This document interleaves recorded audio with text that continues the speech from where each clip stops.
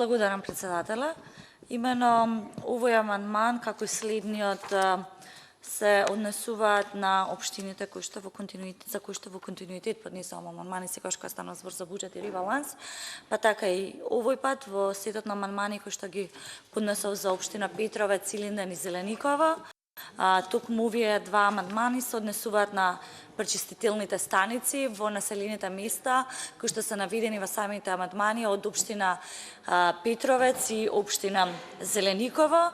Чинам дека повеќе е јасно зошто е потребата од овие пречистителни станици, поручам како и во сите населени градови и општини во Република Македонија, токму затоа и во Петровец и во општина Зеленикова.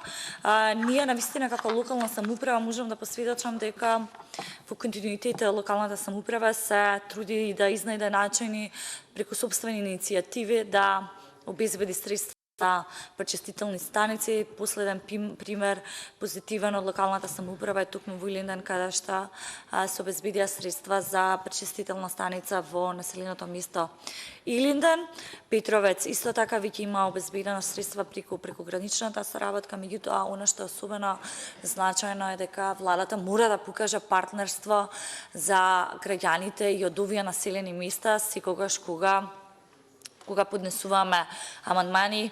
Еве во сите овие буџети до сега не се случило токму од државниот буџет владата навистина да издвои средства и да покаже на партнерство и за деночните обврски за граѓаните, за стопанството кое што е лоцирано токму во овие три општини Петровец, Илинден и Зеленикова.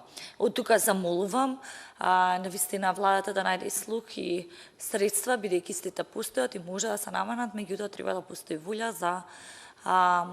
за една соработка токму во делот на подобрување на животната средина, подобро справување со отпадните води и односно конечно изградба на пречистителни станици во овие три општини Петровец, Илинден и Зеленикова. Ви благодарам.